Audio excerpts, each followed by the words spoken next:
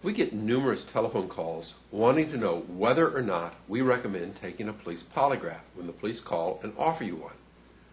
We believe that police polygraph examinations are not reliable. We don't need to get into the scientific discussion as to the reliability when an example will suffice. We have had clients that have taken 2 polygraph examinations. Our examiner is the individual who trained police officers throughout his career at the California Department of Justice and later retired. He now does private polygraph examinations.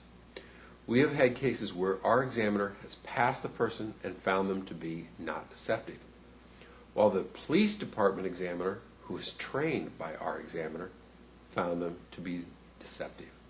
Why?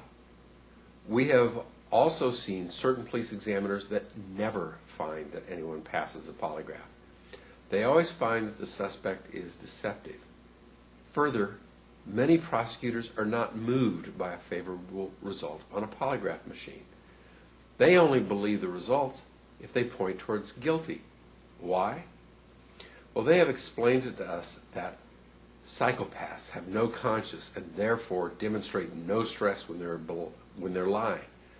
They believe that a pedophile is a psychopath who can pass a polygraph. If the suspect flunks, they believe the result. If the suspect passes, they don't believe the result. However, nothing is absolute, and on a few occasions we have had cases dismissed upon polygraph examinations.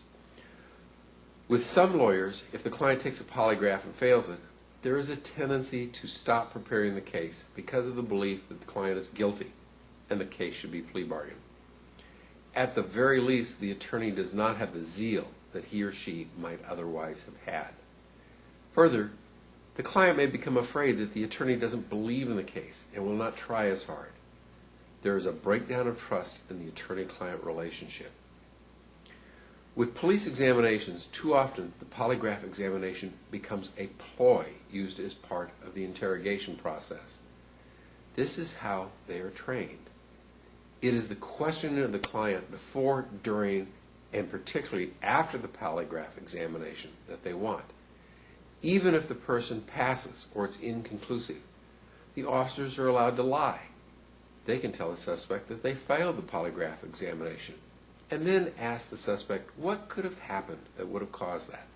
Maybe you accidentally touched her, something to that effect.